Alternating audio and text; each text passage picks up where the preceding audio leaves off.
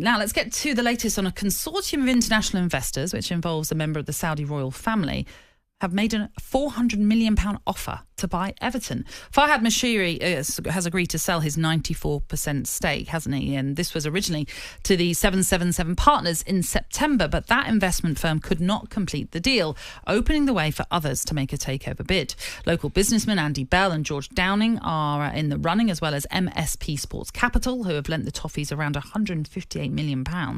Joining us now for more on this, live from Berlin, it's talkSPORT's chief football correspondent, Alex Crook. Alex, how are you? Alex.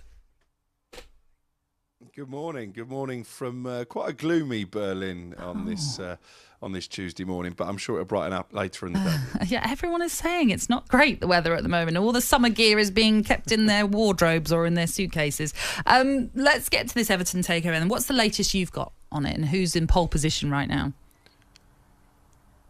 Well, as you've alluded to there, I think there are several serious interested parties. We broke the story at the weekend about the two lifelong Everton fans, wealthy Everton fans, AJ Bell and George Downing, and the offer they've made to Farhad Mashiri. I've been told they're serious about putting investment into the football club, long-term stability, the building of that stadium at Bramley Moor Dock, both high on their agenda. Dan Friedkin, the Roma owner, we understand he also is interested in buying Everton Football Club. And as you mentioned there, the third party involved, really interesting, wealthy individuals, not just from the UK, but from America. And as you say, we understand there are links to the Saudi royal family as well, how close those links are.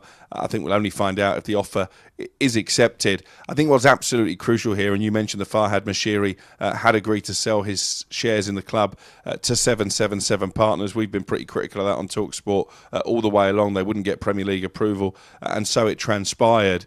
I think what Mashiri has to mull over, and we're told he will take his time before deciding which of these offers, if any, to accept, is how much he's actually going to get from any takeover deal, because we know Everton are saddled with debt. We know that 777 were having to loan the club money on a monthly basis just to keep the bills at bay and to stop them going into administration. So I think really Mashiri have to walk away with very minimal in terms of profit, because any takeover bid is really going to be focused on clearing those debts and committing to seeing through the building of the new stadium. So I guess we're going to find out now how much Mashiri really cares about Everton Football Club and how much he just wants to make a few quid for himself. Alex, is it good for football, another like Saudi owners buying another Premier League club? I mean, I get the feeling at some point it's all going to go pop.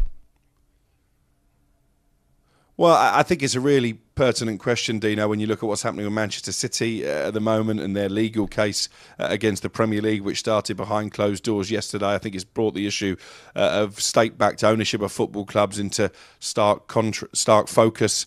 And I think probably most Everton fans would favour the offer that's been made by those two supporters, AJ Bell and George Downing, because we're being told that this is not a vanity project for them. This is not a project to try and make money out of the football club. This is really to help save the club they've supported all of their lives. And I'm told, actually, that they were reluctant buyers, but they feel they had no choice but to step in to secure the future of the football club. So I think if you ask most football fans, they would rather have a local owner come in than somebody from overseas, and certainly somebody who's linked to a state. Alex, more bad news for football fans. On the other side, in Liverpool, you've got the red half, and there's a story in the paper which, I mean, is shocking for fans, I think. Tom Werner, is it Werner or Werner? I'm not sure how you pronounce it. The chairman of Liverpool is talking about playing games in New York.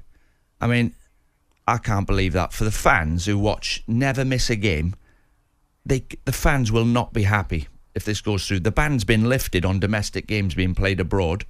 So I think we could see big trouble.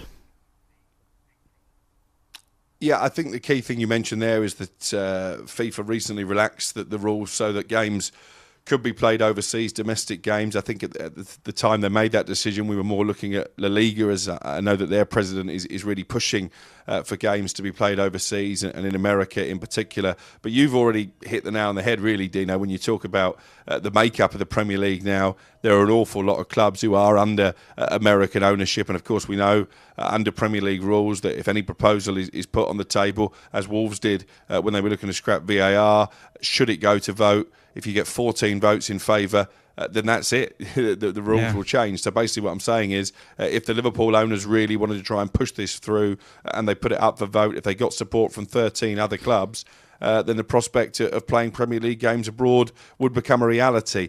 I think the caveat to that is there would be massive pushback from football supporters in this country, probably similar scenes to what we saw when the clubs, largely driven by their American owners, it has to be said, were looking to take part in a European Super League. Fans took to the street in protest, and very quickly that proposal was taken off the table.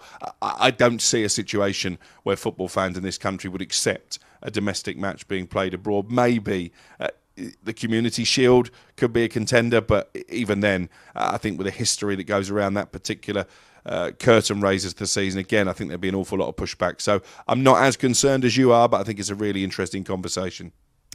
Yes, certainly so. Alex, for now, thank you very much. Hope it brightens up in Berlin where you are, and there'll be plenty more from Alex throughout the Euros, as he'll no doubt be keeping up to speed with everything transfer-wise, all the latest football stories, as well as bringing you live commentaries. Frankfurters, he'll be on. Don't worry about that, Alex. Steiners. He'll be one after another. Hey, on his down days, he's allowed to do what he wants to do. talkSPORT Breakfast, waking you up Monday to Friday morning from 6 a.m. on AM, on DAB, via the talkSPORT app and on your smart speaker. talkSPORT.